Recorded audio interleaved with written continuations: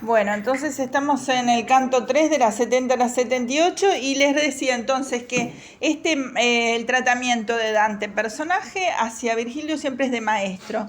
Virgilio va a ser el conocedor de ese mundo, el conocedor del infierno, de cómo, hasta de cómo dirigirse hacia los personajes que a veces son hostiles, ¿no? No todos son amables, como vamos a ver. Es decir que él conoce ese mundo. Entonces Virgilio le contesta en este discurso directo: te lo explicaré cuando detengamos nuestros pasos en la triste orilla del Aqueronte, este río entonces que ya vimos que estaba desde Homero en la Odisea, y Caronte era el que lleva las almas de una parte a la otra. ¿Quién quiere leer ahí de la 79 a la 93? Es decir, que él no le explica de primera, sino que cuando estén allí en el río les va a explicar. Eso también da al texto una especie de espacio, una especie de reflexión, de decir, bueno, que no se resuelve enseguida, ¿no? Bueno, cuando lleguemos ahí te lo explicaré. Y es significativo que diga el adjetivo triste, la triste orilla del Aqueronte, ¿no? Bien. Y como dice ahí, es el río del dolor. Yo ya dicté lo que era. Según los paganos había que pasarlo para entrar en el infierno. Y Dante mezcla de continuo nociones mitológicas con cristianas. ¿Quién lee ahí de la 79 a la 93? Entonces bajé, ahí está. Entonces bajé avergonzado los ojos, temiendo que mis palabras lo importunasen, y me privé de hablar hasta que llegamos al río. Y he aquí hacia nosotros venía en barco un viejo, de barba y cabellos blancos, gritando: ¡ay de vosotras, almas perversas! No esperéis ver el cielo jamás. Vengo para conduciros a la otra orilla, a las tinieblas eternas, al fuego y al hielo. Y tú, alma viviente que estás aquí, apártate de los que ya han muerto. Pero al ver que yo no me movía, dijo: por otro camino, por otro puerto llegarás a la playa. No has de pasar por aquí, pues conviene que te lleve otra barca más ligera. Ahí está, gracias. ¿Qué pasó hasta allí entonces?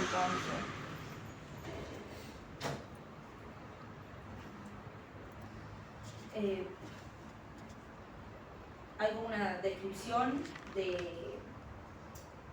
lo que sería Aquerón, creo que se llama. Ahí está, Caronte.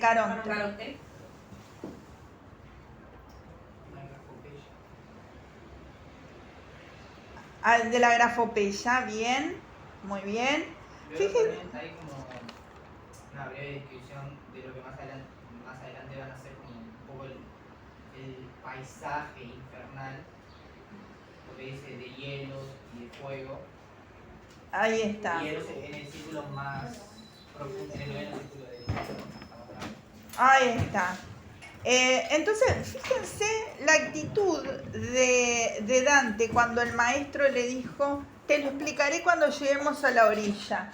Y entonces dice: entonces bajé avergonzado los ojos. Es decir, esa actitud de Dante siempre como de obedecer al maestro, ¿vieron? Entonces bajé avergonzado los ojos, temiendo que mis palabras lo importunasen, ¿no? Es decir, ¿por qué lo importunasen? Yo me imagino que pensó que como ya estaba empezando a ser como molesto, tedioso. Ahí está, como muy ansioso, ¿no? Como muy ansioso de decir, bueno, ¿y esto qué decía el otro que no? Es decir, que entonces siempre hay como una relación de jerarquía donde este maestro, ¿vieron la actitud, no? Entonces bajé los ojos, avergonzado los ojos, temiendo que mis palabras me importunasen. Es decir, temiendo ser muy reiterativo, muy pesado, diríamos, ¿no? Y me privé de hablar hasta que llegamos al río. Y he aquí que hacia nosotros venía una barca, un viejo de barba y cabellos blancos. Ahí entonces, de barba y cabellos blancos, nos está dando dos elementos de la grafopeya, ¿no? Grafopeya, que era el conjunto de características exteriores y físicas de un personaje. Barba y cabellos blancos, ¿está? Y era viejo, tres cosas: viejo, barba y cabellos blancos. Gritando, ¿está? Ya al gritar, ¿no? ¿no? ¿Qué se nota allí ese personaje?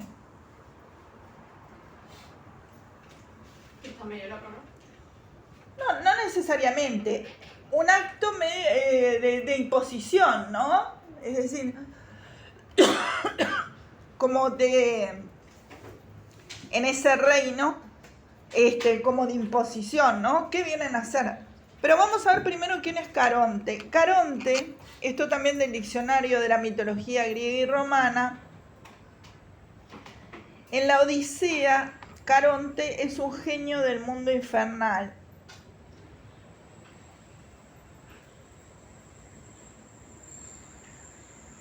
Su misión es pasar a las almas Es un genio del mundo, infernal. Su misión es pasar las almas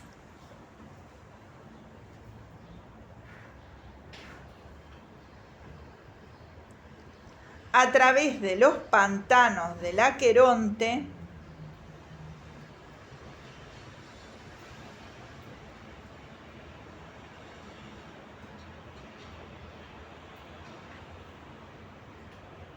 hasta la orilla opuesta del río de los muertos.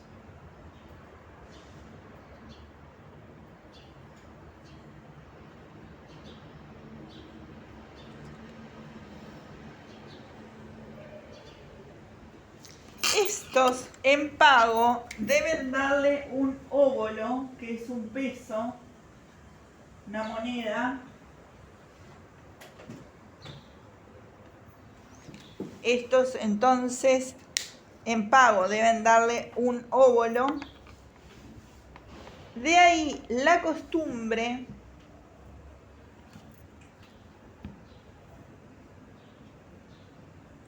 de introducir una moneda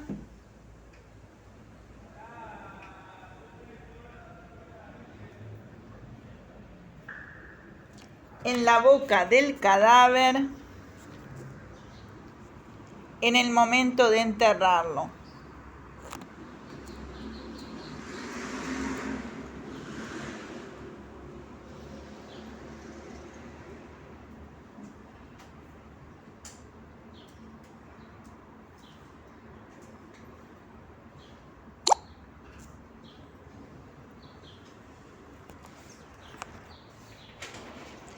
Se representa a Caronte como un viejo muy feo,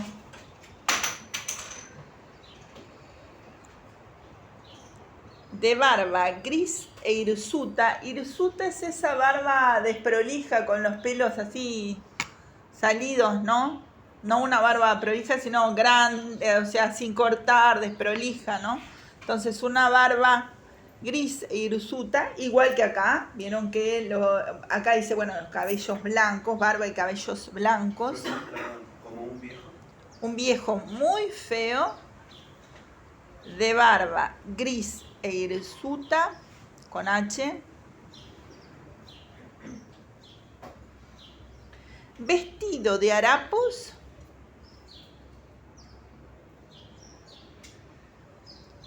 y con un sombrero redondo.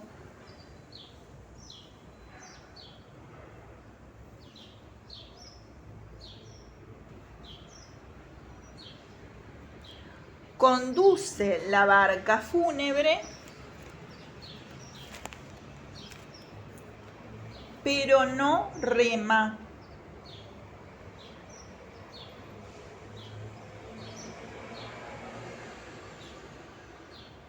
De ello se encargan las mismas almas.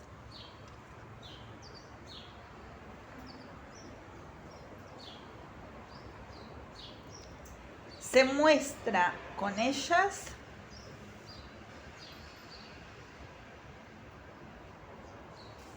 tiránico y brutal. ¿Se muestra con ellas? Tiránico y brutal, como un verdadero subalterno.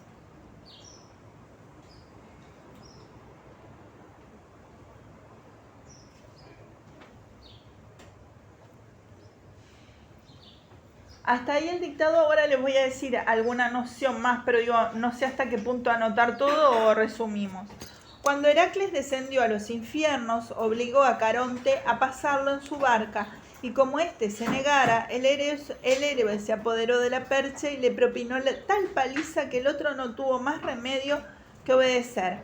Por otra parte, Caronte fue castigado luego por haber permitido que un viviente penetrase en el reino de los muertos.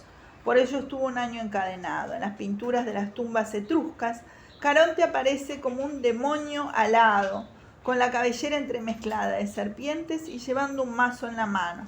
Ello hace suponer que el Caronte etrusco es una realidad el genio de la muerte, el que mata al moribundo y lo arrastra al mundo subterráneo. No sé si ahí queda anotar algo más. Creo que no, porque digamos lo que sirve para acá es justamente lo anterior. Bien. Gritando. Es significativo que él aparezca gritando con ese rasgo de la tiranía que ya hablábamos ahí, ese rasgo de dueño, ¿no? ¡Ay, de vosotras, almas perversas! ¿No? Fíjense que ahí hay ese ay que es la interjección, ¿no? Acá en un enunciado exclamativa. ¡Ay de vosotras, almas perversas! Fíjense que ya sin presentación ni nada, les está gritando a quiénes. ¿Quiénes están viniendo?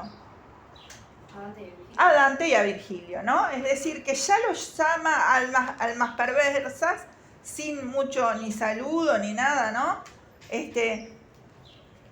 Gritando, ¿no? La actitud de gritar es importante. No esperéis ver el cielo jamás, ¿no? Es decir, el lamento del primer enunciado exclamativo, hay, en este caso, el lamento, ¿no? Pobre de vosotros, ay de vosotros, almas perversas. No esperéis ver el cielo jamás. ¿Qué es jamás? ¿Un adverbio de tiempo? El adverbio de tiempo, jamás, que marca la absoluta negación, ¿está? La absoluta negación, que ya habíamos visto que era la del infierno, de toda esperanza, ¿no? O sea, una vez que cruzaran por allí, nunca, nunca, nunca jamás iban a poder salir, o sea, no iban a poder ver el cielo, es decir, el paraíso. Vengo para conduciros a la otra orilla, a las tinieblas eternas, al fuego y al hielo. Fíjense que acá tenemos tres características que son las tinieblas eternas, porque recuerden que este embudo que es el infierno, vamos a ver que hay más oscuridad a medida que desciende, ¿está? Y menciona ahí dos formas de castigo, ¿no? Que es el fuego y el hielo. Así que tres características: tinieblas eternas. No se olviden que lo oscuro es falta de Dios, así que se desciende en ese infierno y cada vez hay más falta de Dios, más falta de esperanza. Y dos formas de castigo, el fuego y el hielo.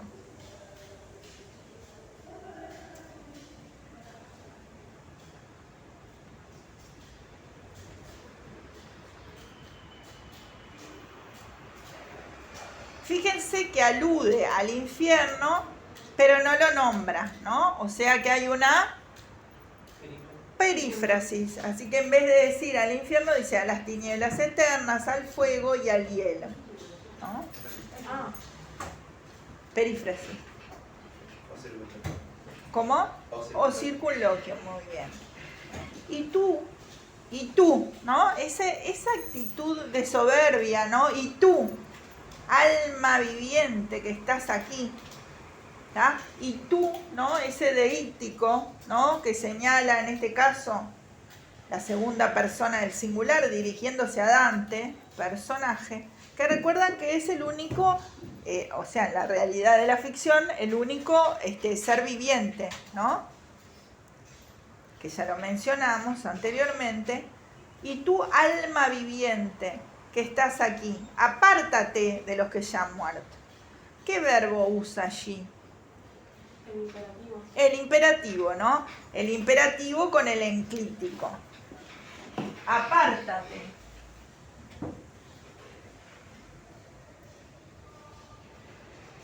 El imperativo con el enclítico. Es decir, se muestra como él.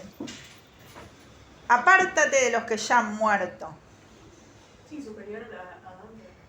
Ahí está. Y se muerta imperativo, ¿no? Como alguien que da órdenes, y en realidad, por eso cuando les leí, es un subalterno, pero que da órdenes, como muy agresivamente, ¿no es cierto? Es un alma bastante desagradable, ¿no es cierto? Que se cree con todas las potestades allí, ¿no? Pero, ¿tá? Conjunción adversativa, pero al ver que yo no me movía, es decir, con todo lo que le dijo, él se podría haber ido. Al ver que yo no me movía, dijo, verbo dicendi, por otro camino, por otro puerto llegarás a la playa. No has de pasar por aquí, pues conviene que te lleve otra barca más ligera. ¿Tá? Es decir, por acá no vas a pasar, ¿no? Es decir, él dijo, irás por otro puerto, por otro camino, por otra playa. No has de pasar por aquí.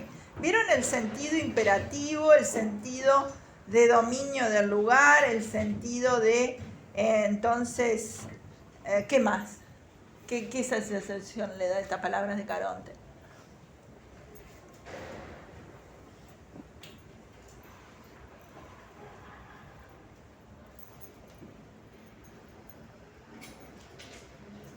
Como que es el que da las órdenes y nadie lo va a contradecir. Ahí está, ¿no? Es decir, como el palabra sagrada, ¿viste? Y se va a hacer esto, aunque él viene. Y vamos a ver qué le va a decir. Tú querías decir algo, Marina. No. ¿Tá? Vamos a ver que ahora, entonces, Virgilio lo va a defender. ¿Quién lee ahí dos párrafos? A ver. Yo leo. Ahí mi guía. Y mi guía el Carón, que tuviera freno, donde se puede, así lo decidieron, y ya preguntar más no te conviene. Las hirsutas mejillas del barquero del jugoso pantano, cuyos ojos rodeaban las llamas, se contuvieron. Pero en las armas tristes y desnudas se les mudó el color, chocaron dientes cuando escucharon las palabras crudas. Blasfemaban de Dios y sus parientes, de los hombres, el tiempo y el lugar, del hecho de nacer y su simiente. Luego aplacaron a su furor llorando fuerte en la oscura ribera, que espera a quien no tiene a Dios temor. Allí el demonio Carón las aguarda y las recuenta. Roja sus pupilas, golpeando con el remo las más armas. Como árbol que en otoño se reseca perdiendo su verdor, rama tras rama, hasta que al fin cae la última hoja seca. De esta manera las malas semillas, por la vecindad, se iban lanzando de una en una a la barca de la orilla, y atraviesan la laguna fangosta. Luego, antes de que hubiesen descendido nueva multitud formas fecundosas. Hijo mío, Cortés. Para hasta el punto, porque tenés otra traducción. No, sí, yo tengo otra versión. Yo tengo la tuya. Pero Si querés, hasta el lee. punto, ¿no? Nomás. O sea, dos Antes párrafos. Antes que hable Virgilio. Ahí está. Está bien, hasta ahí llegué. Ahí está. Bien, gracias entonces. Fíjense qué pasó acá entonces, en este dos párrafos que leíste. O sea, Virgilio le responde a Carón que el hecho de que Dante esté, bueno, o sea, esté al lado de las almas muertas, las almas, al lado de las almas, Sí, a las almas, ¿no? pasando por ese sitio, fue una disposición de Dios. Ahí O está. sea, como que él en realidad no tiene la autoridad para negarse o decir que no. Lo cual está, o sea, me llama la atención porque como que marca una contraposición entre la autoridad o esa actitud de soberano que tiene Caronte cuando se presenta, pero la real situación que en realidad sigue estando bajo el mandato de Dios y como que no puede desafiarlo. Entonces como que acá Virgilio, o sea, dicho de manera que ellos como que le viene a bajar los... Ahí está, le viene a decir, bueno, a ver un poquito, ¿no? Ahí está, muy bien. ¿Qué más? ¿Alguien quiere decir algo más? También tipo la grafopeya que usan acá como que describen sus ojos. O sea, la versión dice algo, obviamente debe decir otra cosa y no sé si Emilio podría decir la versión. ¿En qué parte? Cuando habla, o sea, la grafopeya de los ojos de Caronte. Ajá. Que en torno a los ojos tenía un círculo de llamas. Ahí va. Ah, mira, esta es más linda todavía. Dice, ojos de brasa. Tipo... Demonio con ojos de brasa. Que ahora vamos a ir a eso, pero decime tú lo que viste. No, o sea, como que esa grafopeya como para darle un aspecto, bueno, como lo dice ahí, como viendo un... Ah, no, pero eso después.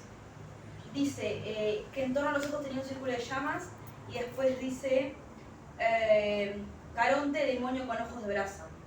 Ahí Eso está. dos veces. Ah, ta. Bien.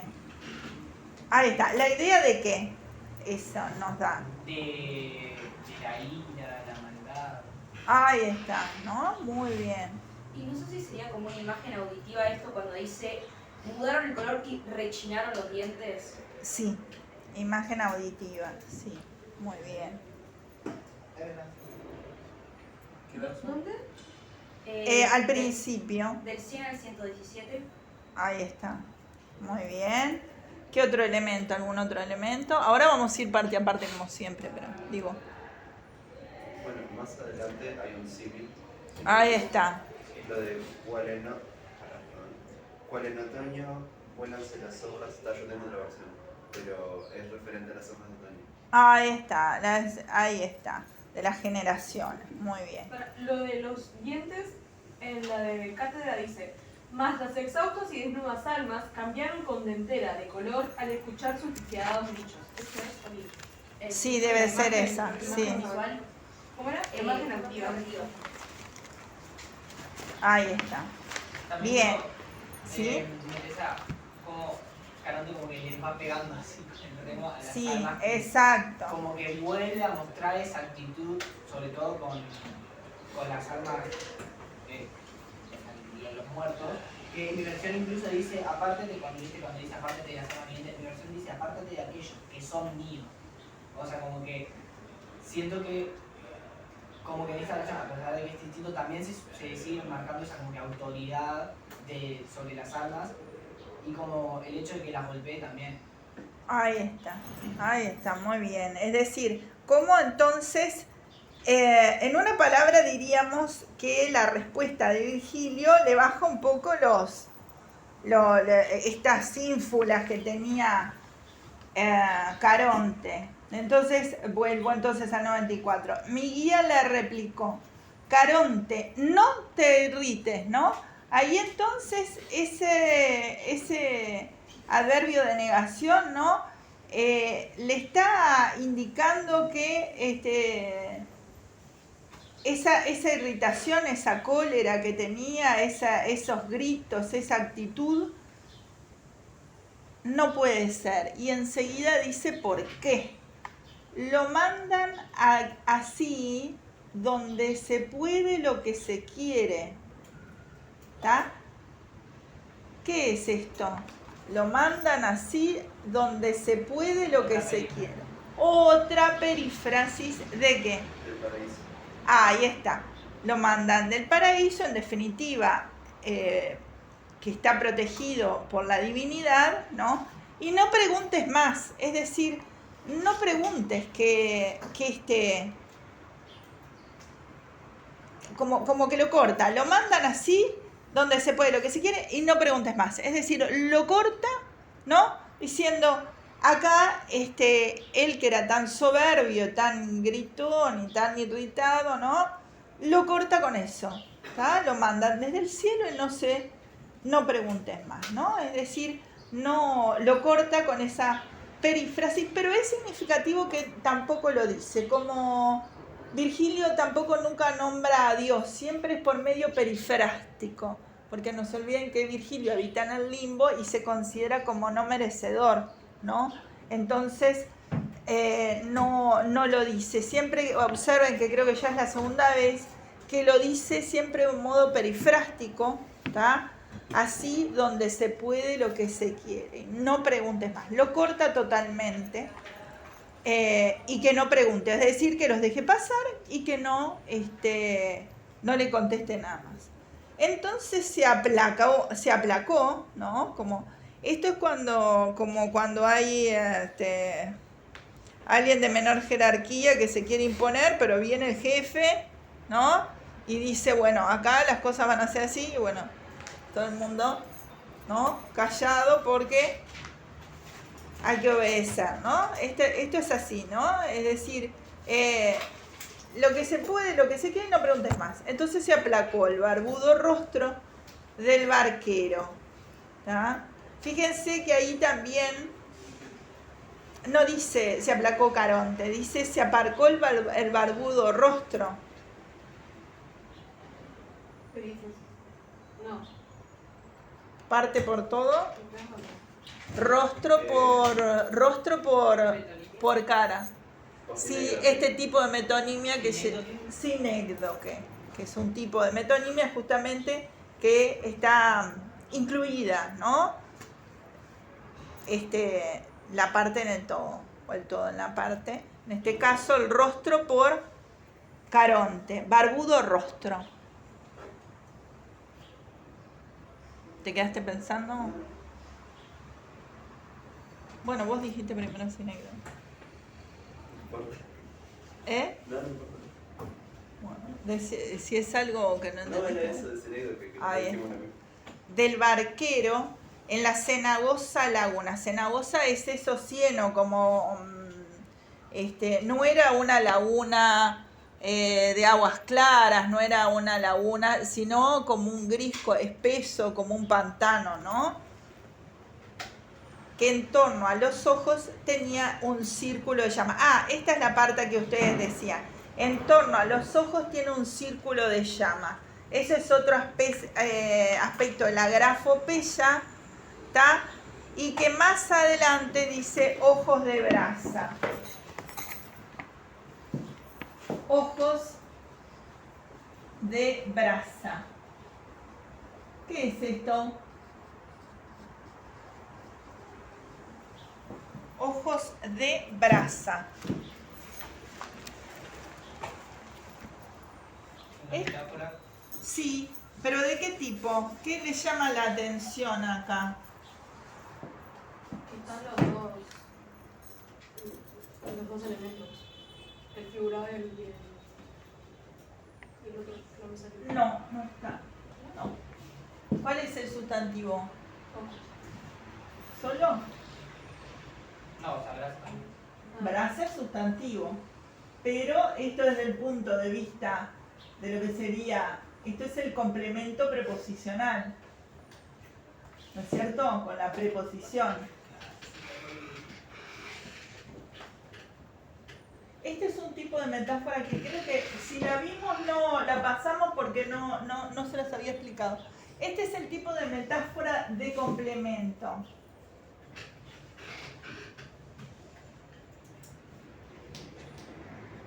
¿Qué quiere decir? Que para describir los ojos, no dice ojos rojos, ¿no? Es decir, acá es una metáfora implícita o pura, pero esta metáfora, ¿tá?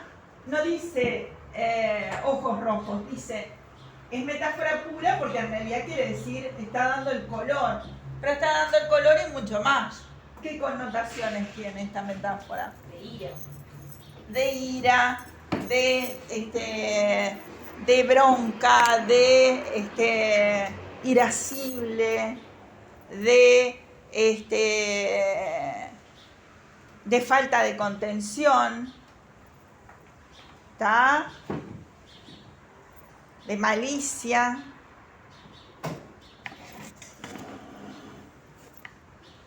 ¿Tá? Así que primero dice, tenía un círculo de llamas y después dice ojos de brasa.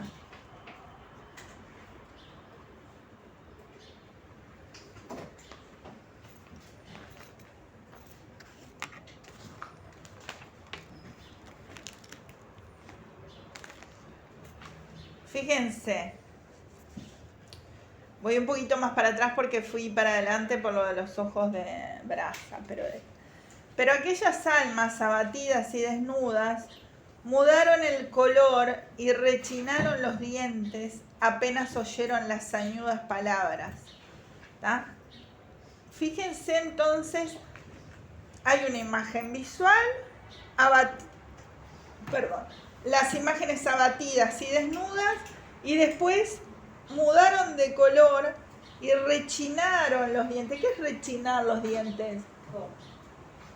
Hacer ese ruido desagradable, ¿no? Con los dientes.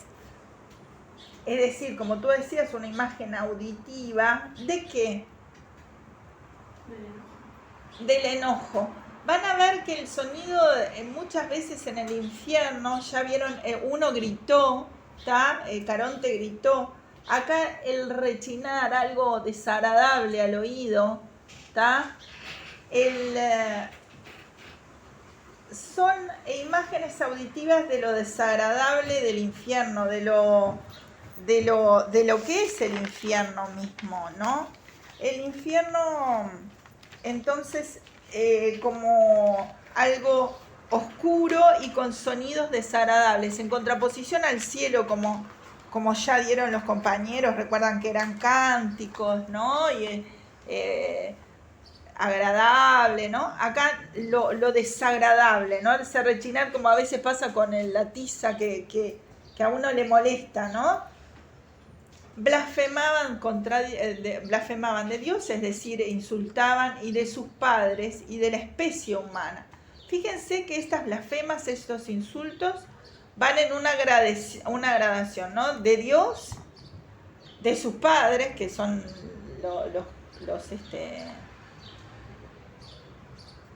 están quebrando uno de los 10 mandamientos, ¿no? Cuando, recuerdan que es uno de los 10 mandamientos, decía que no se puede hablar mal contra los padres, ¿no? Es decir, que blasfemaban de Dios, ¿no?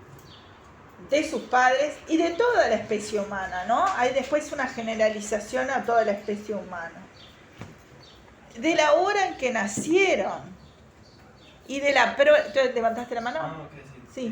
Que acá ya no se hace rodeo para mencionar a Dios en el infierno. Ah, ¿viste? Sí, pero ojo porque no está... Acá sería el narrador. No está en boca, observa que es una descripción, no está en boca de ninguno de los dos personajes, ¿viste? O sea, estaría en boca del narrador. Blasfemaban de Dios, es decir, esta parte no es discurso directo. Pero sí está bien, acá se nombra a Dios, pero no está en boca de los personajes. Bien. Así que de Dios, de los padres, de la especie humana, de la hora en que nacieron, ¿tá? Y de la prole que habían engendrado. Es decir, que hasta de los hijos, ¿no? Es decir, que estaban irritados contra absolutamente haber nacido desde ya, ¿no? Después se reunieron todos, deshechos en lágrimas, en la orilla maldita que espera a los que no temen a Dios. ¿Tá? Así que se reunieron en la otra orilla, ¿no? No se olviden que Caronte cruza las almas, él no rema, las que reman son las almas, y él dirige, él hace las órdenes, ¿no? Caronte, demonio con ojos de brasa. ¿Cómo? El hecho de que las almas tipo remen, sí. Eso más que en parte también como la figura de uno tiránica, como que las hace recordar a ella, sí. Pero también como que las almas en parte son como el propio motor de su propio castigo. Ahí está. Reman ellas mismas para ir al lugar donde van a recibir su castigo. Sí, es cierto, muy como bien. Que, es como un paralelismo con los actos hechos por ellas mismas que llevaron a ir al infierno, y el hecho de que tienen que remar ellas mismas para ir. Ahí está, es como una obligación, porque remar es un acto muy pesado, ¿no? Es decir, pero sí, está bien, ¿no? Es decir, no rema él es el tirano, pero el que lleva, pero no las que reman son ellas, muy bien. Bueno, ahí Caronte, demonio de ojos de brasa, ven lo que lo llaman demonio, ¿no?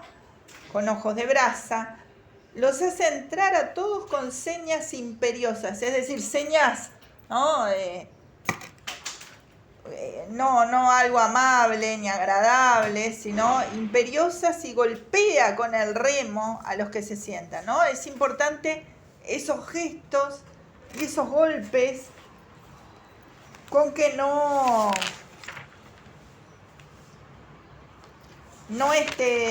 hay amabilidad ninguna.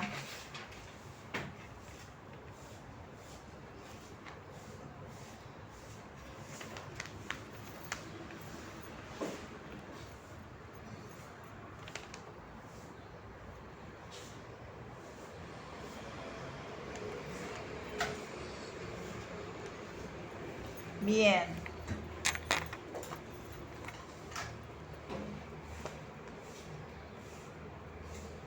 Bien.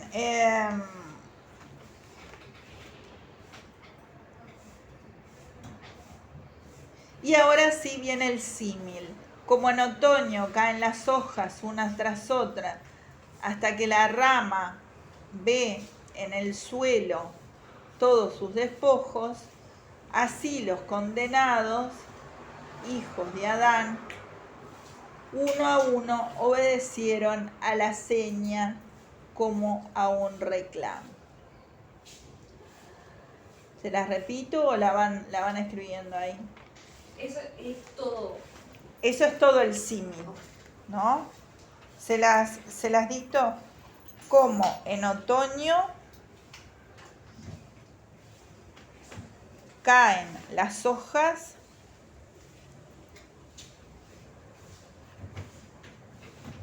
una tras otra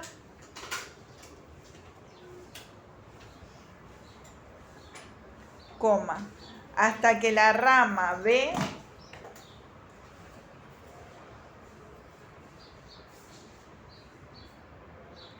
en el suelo todos sus despojos.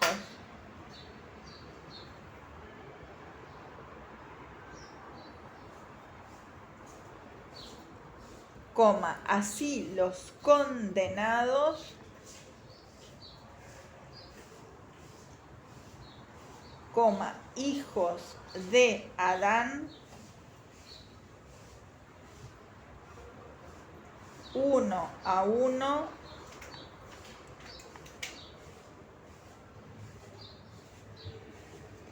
obedecieron a la seña como a un reclamo.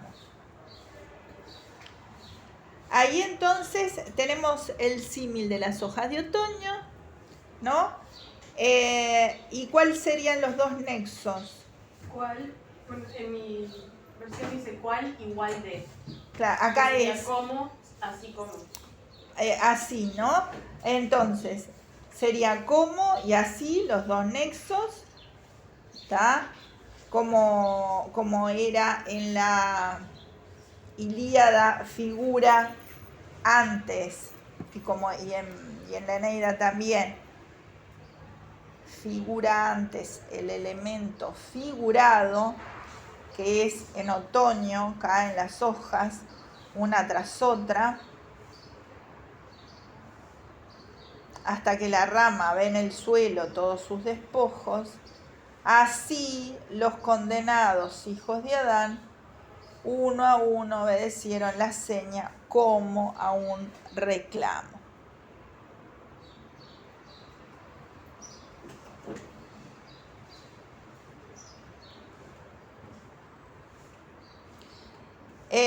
Fíjense entonces, esta caída de las hojas de otoño parece como si al caer las hojas, de un lado está el otoño y del otro el invierno.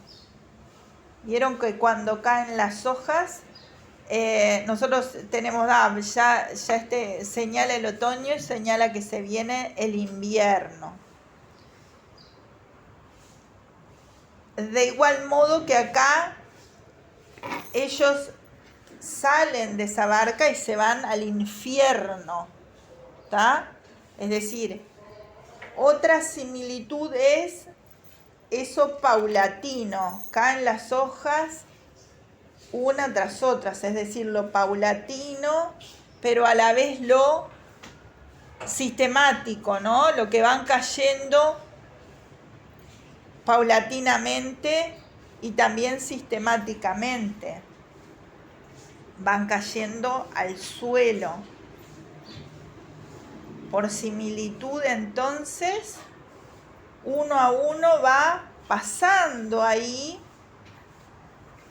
y van obedeciendo a la seña y van bajando de la barca, ¿no es cierto? Es decir, también con uno a uno, paulatinamente, igual que las hojas de otoño.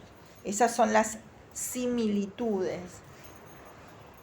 Pero es importante que cada hoja que está cayendo está sola, ¿no? Es decir, caen las hojas, pero la que cae, cae sola.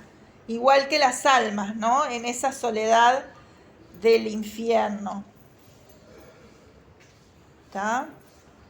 Es lo anónimo de cada alma, ¿no? Igual a lo anónimo de las hojas, ¿está? Caen en algo anónimo, en algo sin nombre.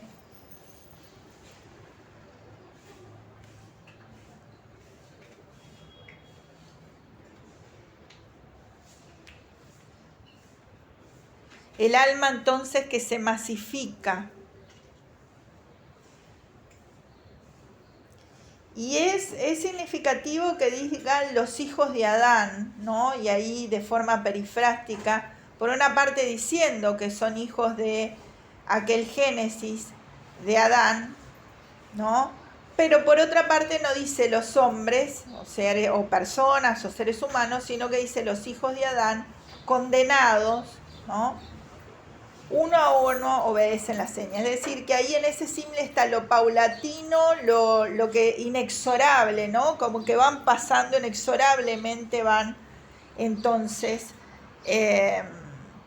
esta mala simiente de Adán, ¿no? Que han tomado malas decisiones. Yo pienso también, se me viene a la mente pensando en eso, que, o sea, además de lo que dijimos, tipo, Sí. remitir a la imagen de Adán y a través de la perífrasis no mencionar directamente su cualidad de hombre o de humano, siento que también como que los despoja de su humanidad o de, ¿cómo decirlo?, de su cualidad viva, ¿entendés? Porque no dice tipo los hombres o los humanos remitiendo tal cual a un ser vivo, sino como que a través de esa perífrasis siento que también como que le quita esa cualidad de... Ahí está, y además no los nombra, ¿no? Es como en ese colectivo de las hojas, ahí está, los masifica, los despersonaliza, en este símil entonces lo hace en esa idea como casi de goteo, ¿no? De las hojas, al igual que ellos como en lo inexorable de pasar una vez que están ahí hacia entonces el otro lado del aquerón. Dice, bien. Está por ahí está el tema del pecado original, implícito, los que han quedado lejos del plan de Dios, ¿no? Toda esta gente que pasa ha quedado lejos del plan de Dios, ¿no?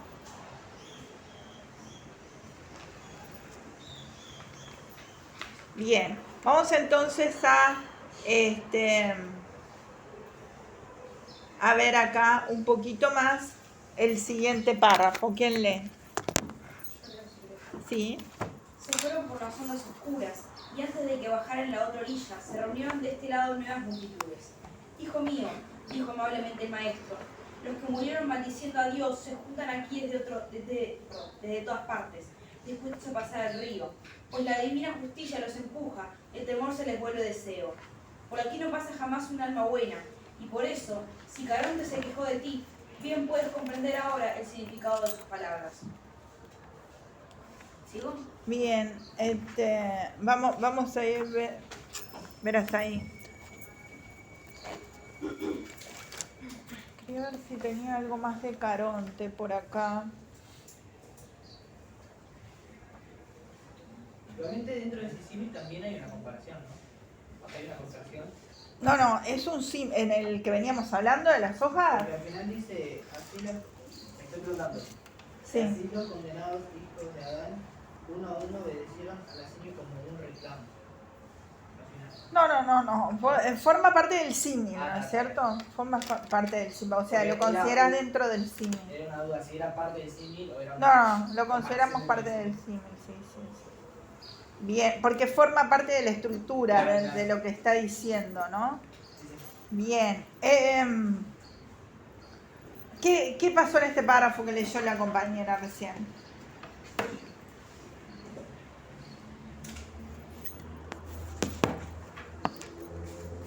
Vuelvo a leer. Se fueron por las ondas oscuras y antes de que bajaran en la otra orilla se reunieron de este lado nuevas multitudes. Es decir, antes de que bajaron, fíjense, se abría tantas almas que en la otra orilla estaban esperando para ser llevadas cantidad de almas, multitudes, ¿no? Es decir, la idea que el pecado es de multitud, ¿no? No de uno ni de dos. Que esa idea también estaba en el símil, ¿no? La multitud, es decir, la cantidad. Hijo mío, dijo amablemente el maestro, los que murieron maldiciendo a Dios se juntan aquí desde todas partes, dispuestos a pasar el río, pues la divina justicia los empuja y el temor se les vuelve deseo. Fíjense que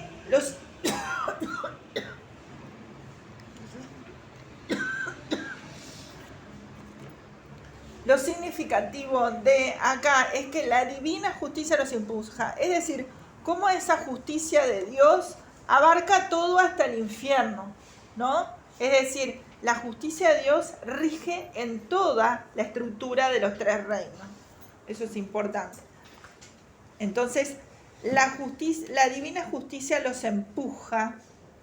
Vieron que tampoco dice Dios, dice la divina justicia los empuja, que allí también podría considerarse una perífrasis, ¿no? Pues la divina justicia no dice Dios los empuja, dice la divina justicia los empuja, y el temor se les vuelve deseo, ¿no? Eso es difícil de entender. El temor se les vuelve deseo. ¿Qué es esto?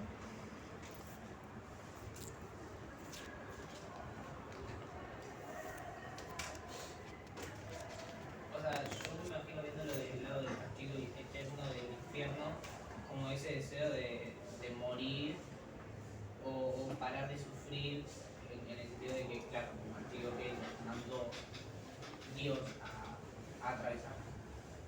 Ahí está, como que es tanto el temor.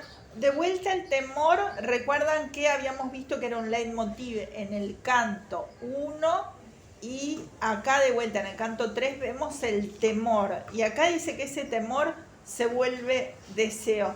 Deseo quizás de recibir la pena por tanto temor, ¿no? Como dice el compañero, creo que la idea era esa, más o menos con estas palabras. Bien. Por aquí no pasa jamás un alma buena. ¿Vieron el sentido que hay de esos adverbios de negación tan inexorables, ¿no? Jamás, ¿no? No pasa jamás un alma buena. Es decir, que la justicia divina entonces, ¿se equivoca o no se equivoca? No se equivoca, ¿no? Como que ese dictamen es justo 100%, ¿no? ¿Qué sería la justicia divina en este caso?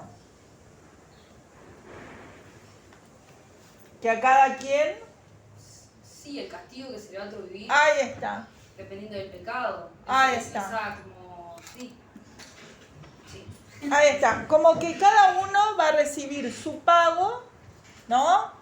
De ir de estar allí en el infierno, pero no a la vez no pasa ninguno que no lo merezca, ¿no? O sea, como que la justicia divina no se equivoca, no es como la justicia humana, que a veces vieron que le dan pena a alguien y no la merecía o lo que fuera, ¿no? Es decir, la justicia divina no se equivoca. O sea, la representación de Dios que hay en la obra, o sea, como que digo porque a pesar de que hay elementos que son más antiguos, aún así el autor representa a Dios bajo lo que sería como que la concepción del periodo legalista, o sea, como un Dios perfecto. No, porque esto es posterior. No te olvides que Dante fallece en el 1321. No. Aquello, el periodo legalista, era dentro, no te olvides, dentro de la concepción en la Biblia, ¿no? Dentro de los autores de allí, ¿no? Acá ya estamos en el tercer periodo, ¿no? O sea, sí, aquel Dios quedó, digamos, que es el Dios que quedó después, la idea de Dios. Claro. Digo por lo de la justicia. Sí, claro. sí, la justicia inexorable. No, en ese sentido sí, pero no llamaríamos del periodo legalista, sino que ya quedó como la concepción de Dios de la justicia, sí. Que no se equivoca, ¿no? Porque eso ya era una catalogación de lo que era en la Biblia, dentro de la Biblia para los salmos. Y entonces lo de justicia divina también sería una perífrasis. Exacto. Bien. Bueno, ahí del lugar en los afligidos. En esto aquella tierra sombría tembló con tal fuerza que todavía no.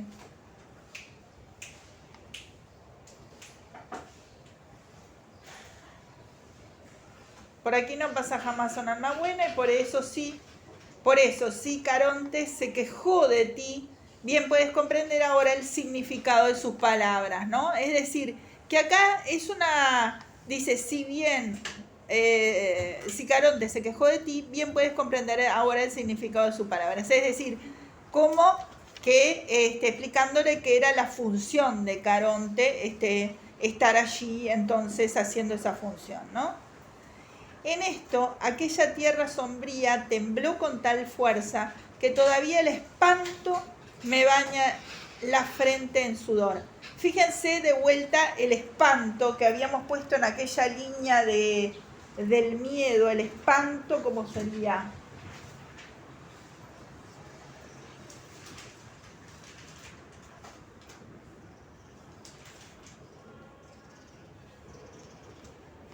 Entra en uno de los niveles más altos, ¿no? El espanto, una cosa es tener temor, otra miedo y otra espanto, ¿no?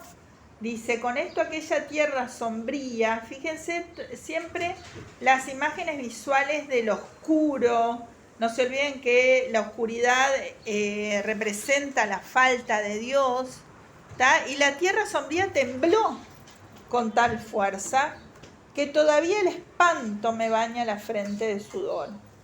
Del lugar, así que le dio tanto espanto, tanto miedo, que solo al recordarlo se le llena la frente de sudor.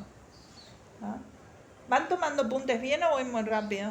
Yo me quedé un poco en lo de por aquí nunca cruza una alma justa. Si enojaste a Carol, ya vas a entender lo que te dijo. Ahí está, ¿no? No es que lo esté justificando, ¿tá?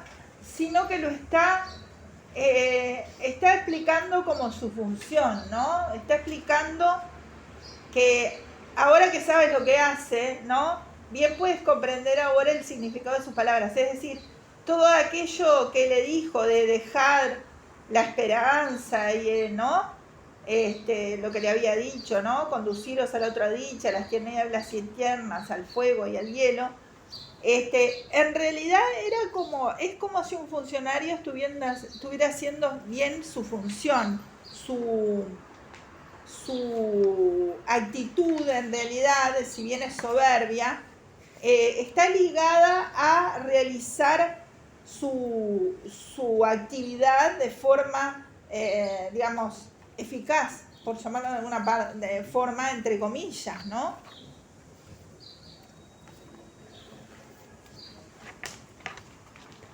Bien.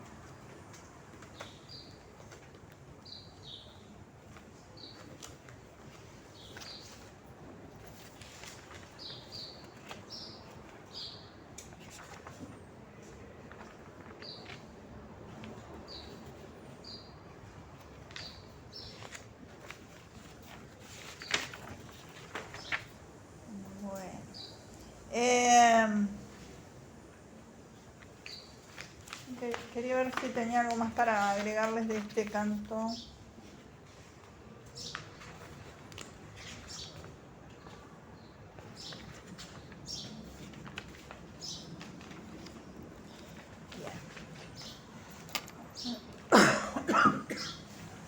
Si voy muy rápido, díganme, porque vieron que no estoy escribiendo tanto, pero que eso a veces les ayuda a... Pero yo les puedo reiterar sin problema. ¿Van sacando bien apuntes, Mariño? ¿Sí? Lo último que tengo es lo que mencionaste del pan. ¿Cómo? Que lo último que tengo es lo que mencionaste del pan. Está. En esto entonces aquella tierra sombría tembló con tal fuerza que todavía el espanto me baña la frente de sudor. Del lugar, de los afligidos, brotó un viento que hizo relampaguear una luz roja, que me privó del sentido. Es decir, que del lugar de los afligidos brotó un viento que hizo relampaguear una luz roja, que lo privó del sentido, es decir, y caí como un hombre rendido por el sueño. ¿Qué hay allí? Una comparación. Hay una comparación, ¿no? Caí como un hombre rendido por el sueño. Una comparación. Caí como un hombre rendido por el sueño. Es decir,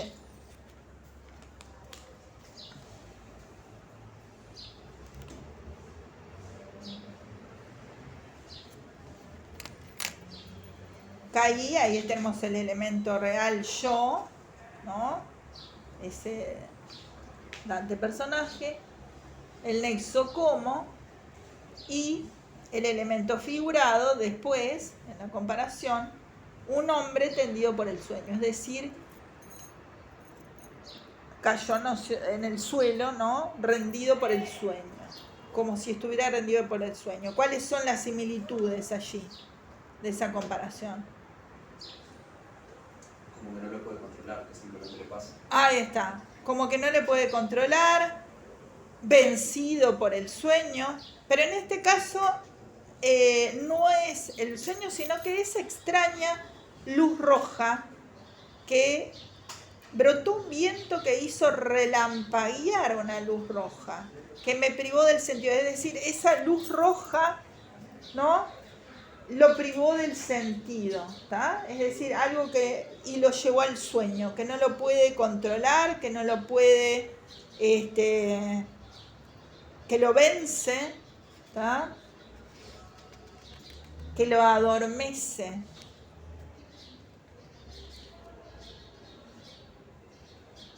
Es significativo que recuerdan que al principio había hablado del sueño también en un sentido metafórico, como cuando no se dio cuenta que entraba el pecado. ¿Recuerdan en el canto 1?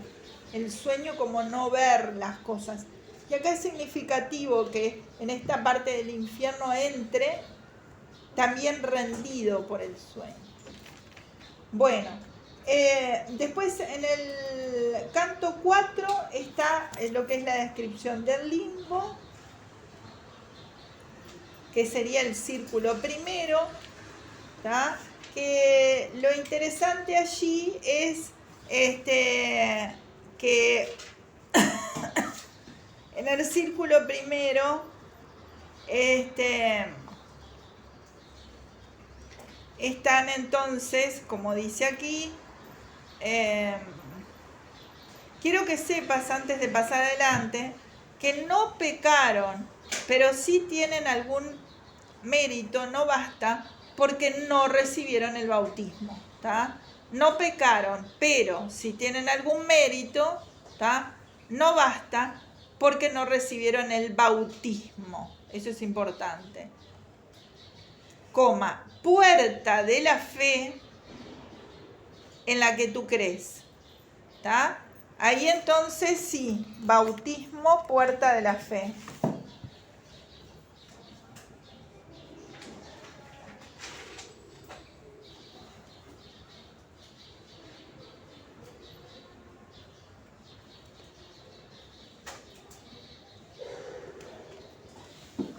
¿Qué hay ahí? Sí, ¿de qué tipo? Una.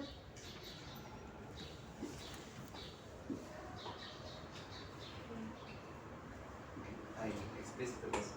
No me acuerdo el nombre. Bautismo es puerta de la fe, ¿no? Pero el bautismo no tiene ese, falta el verbo conjugado. Por lo tanto, ahí hay una elipsis del verbo. ¿Está? Hay una aposición. Es decir, hay una coma que... Esto es metáfora aposicional. Que creo que no la vimos tampoco, es el bautismo, entonces sería el elemento real, y la puerta de la fe es como está, faltaría entonces ese verbo, ¿está? Que sería el bautismo es puerta de la fe, pero está en elipsis, es decir, que hay una posición del elemento real. ¿Voy muy rápido? Hay una posición del elemento real. Y Aposición. aposición es esto, que falta la es. Si dijera el bautismo es puerta de la fe, ahí habría una metáfora explícita, pero no está es, no está el verbo. Entonces están en aposición. ¿Está? ¿En qué versos vamos? Yo salté un poquito, viste que les dije, al canto cuarto para decir algo del limbo, ¿no? Salté al... Esto está, espérate un poquito. Del 23 al 42, ¿está? Que está diciendo quiénes están ahí. ¿Está? Así que bautismo, puerta de la fe. ¿Qué quiere decir eso para entender esta idea?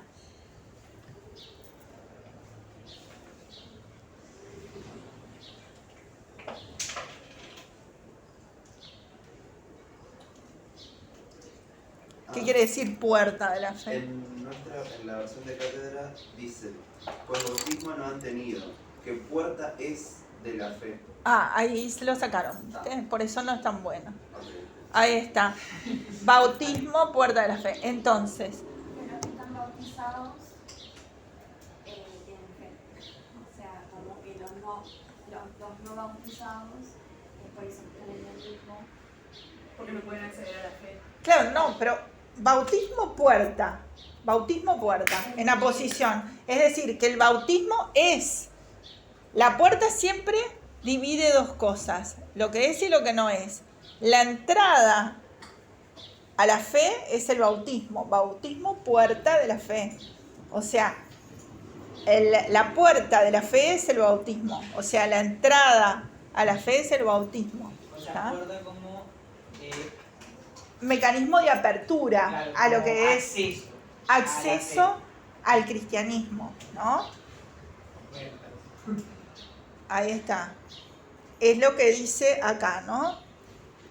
Bautismo, puerta de la fe. Es decir, el bautismo es la entrada a la fe. ¿Tá? Por eso si no están bautizados,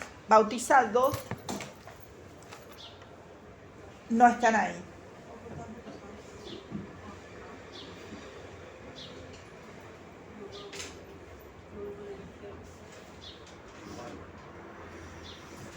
No, pero a mí ya me sentí mal. Ya me sentí mal. Les iba a leer algo del limbo de San Jorge de Santayana.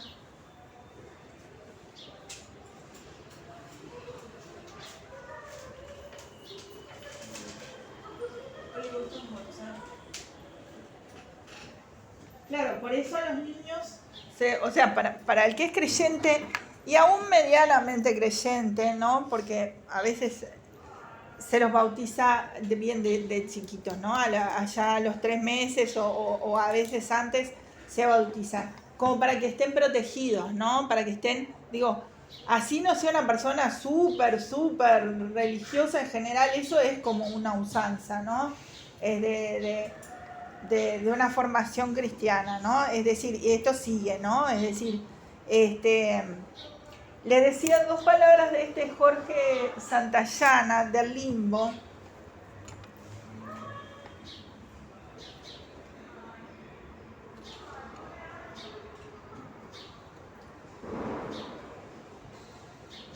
Dice, el pecado original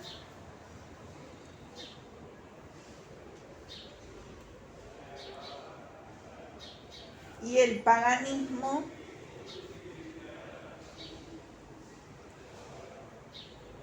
que lo acompaña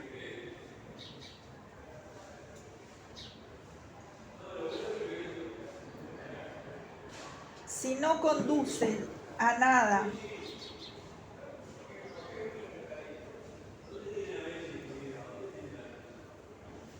peor, son una mera privación de lo superior.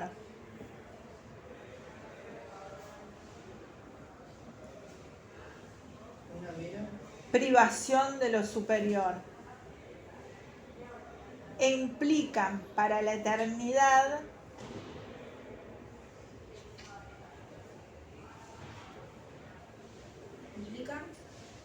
implican para la eternidad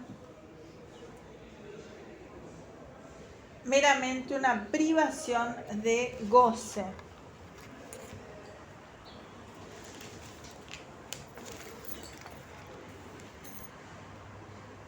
¿Quiénes están en el limbo? Linda pregunta para hacer. ¿Qué implica el limbo? Bueno. Los no bautizados, como acabamos de decir, ¿no? Dice. Y los paganos. Ahí está. ¿Para qué voy a terminar de decirles esto? Para la eternidad, meramente una privación de goce, punto. Son castigados en el limbo. ¿Cómo? Son castigados en el limbo. Hay allí suspiros, pero no lamentos.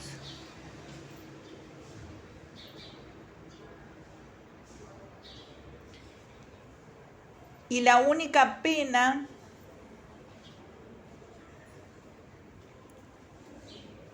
consiste en vivir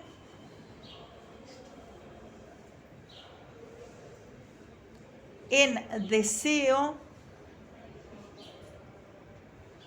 sin esperanza.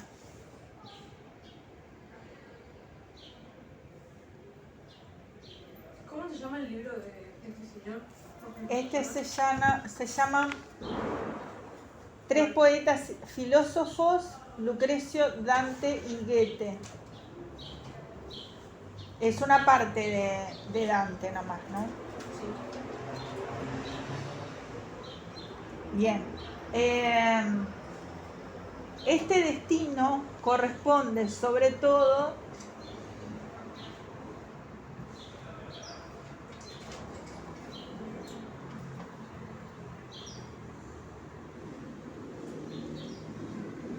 a los hombres nobles y clarividentes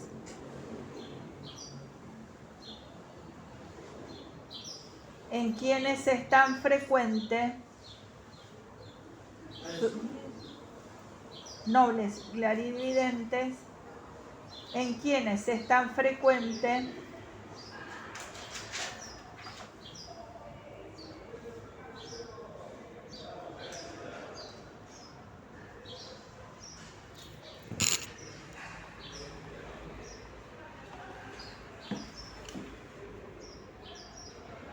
¿Hasta dónde copiaron? Perdón.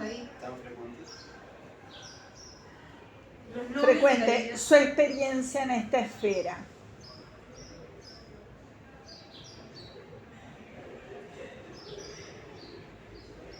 Dante no ha sido nunca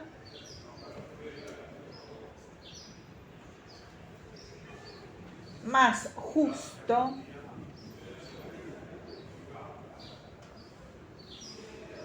que en esta pincelada, y se refiere a los versos que dice 41 y 42,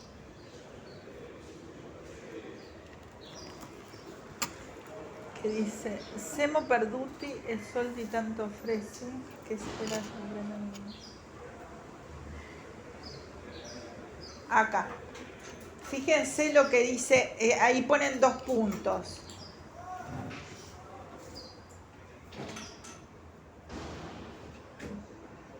Yo mismo soy uno de ellos, le dice Virgilio a Dante. ¿Viste que acá está la respuesta de lo que tú me preguntabas la otra vez, esa duda que tenía acá en el limbo, ¿te acordás? Yo mismo soy uno de ellos. Por esta falta y no por otro pecado,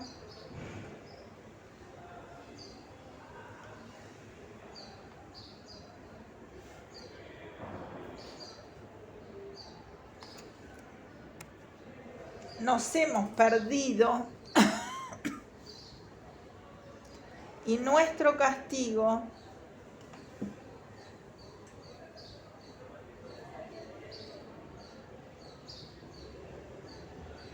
es un deseo sin esperanza.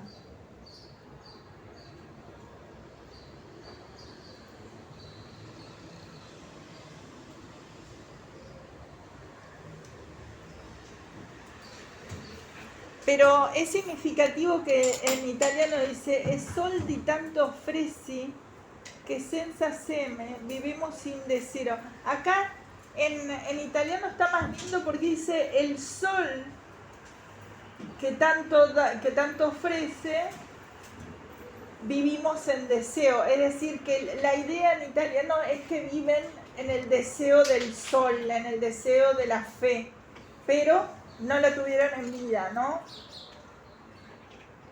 El deseo sin esperanza de llegar allá.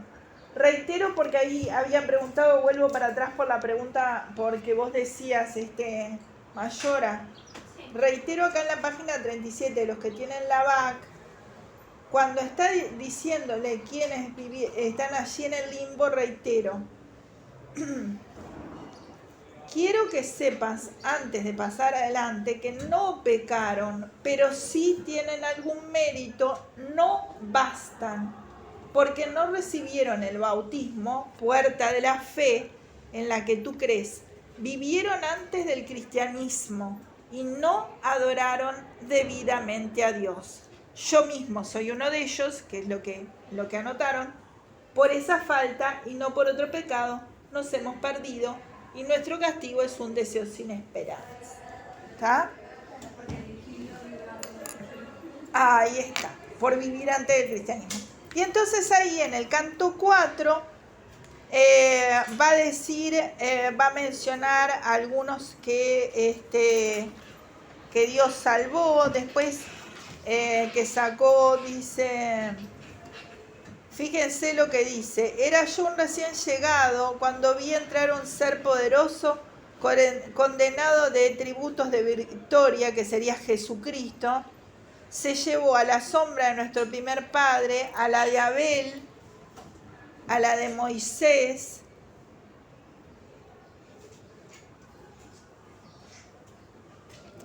a la del patriarca Abraham,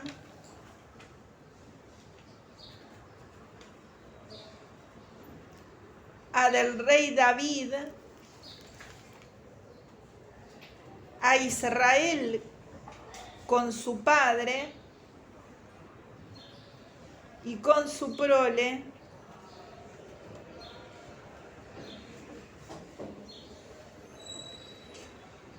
y con Raquel por la que tanto hizo,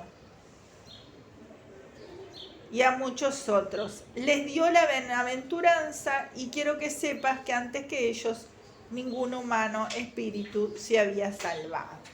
¿Está? Bien, y después más adelante nombra a los que están en el limbo, que son los famosos, que son Homero, Horacio, Ovidio, Lucano, bueno, y el propio Virgilio. ¿Ah?